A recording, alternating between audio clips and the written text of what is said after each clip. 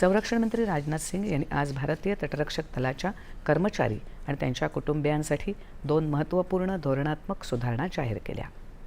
अधिकाऱ्यांची भरती आणि सेवा शर्तींमध्ये लिंग समानतेला प्रोत्साहन देणं हा याचा उद्देश आहे.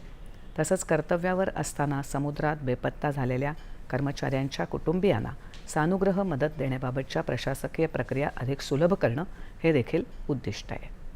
गेल्या 5 दशकातील भारतीय तटरक्षक दलाच्या उत्कृष्ट कामगिरीचं कौतुक करताना ही दूरदर्शी धोरणं दलाचं मनोबल अधिक बळकट करतील असा विश्वास त्यांनी व्यक्त केला.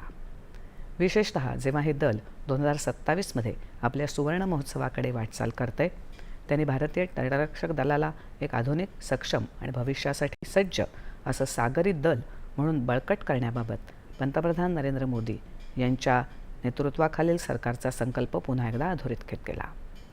पहिल्या धोरण निर्देशाद्वारे दलामध्ये अधिकाऱ्यांच्या समावेशासाठी लिंगनिरपेक्ष चौकट आणून एक व्यापक महिला केंद्रित दृष्टिकोन स्थापित करण्यात आला आहे.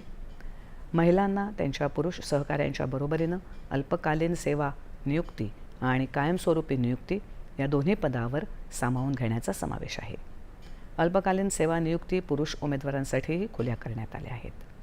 दुसऱ्या सुधारणेमुळे कर्तव्य बजावत असताना दुर्दैवानं समुद्रात बेपत्ता झालेल्या कर्मचाऱ्यांच्या निकटवर्तीयांना दिलासा आणि प्रशासकीय सुलभता प्राप्त होणार आहे.